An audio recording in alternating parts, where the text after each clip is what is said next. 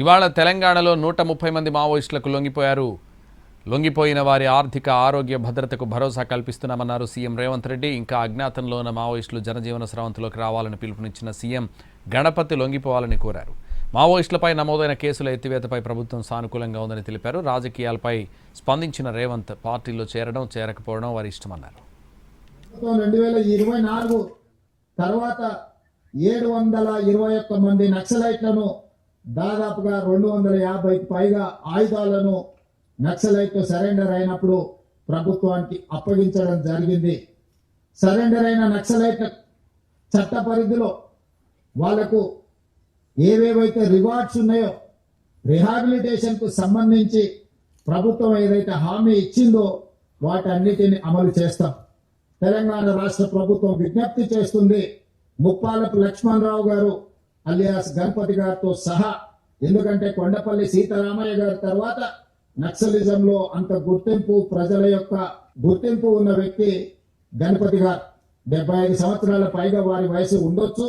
వారి ఆరోగ్య పరిస్థితి కూడా బాగలేదని మా అధికారులు నాకు చెప్పడం జరిగింది.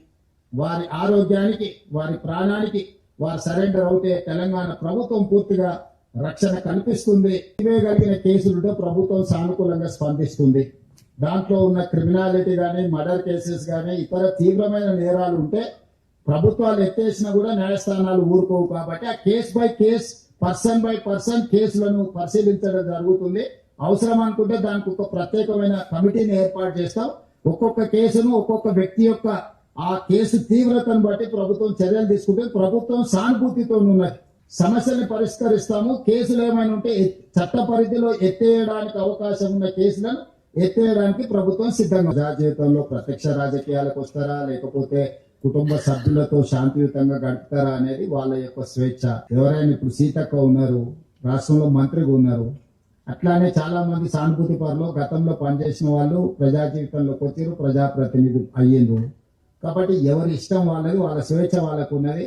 అప్పుడు ఎవరైనా కాంగ్రెస్ పార్టీలో చేరాలనుకుంటే కాంగ్రెస్ పార్టీ అధ్యక్షుడు మహేష్ గౌడ్ గారు ఎప్పుడు గాంధీ భవన్ లో అందుబాటులో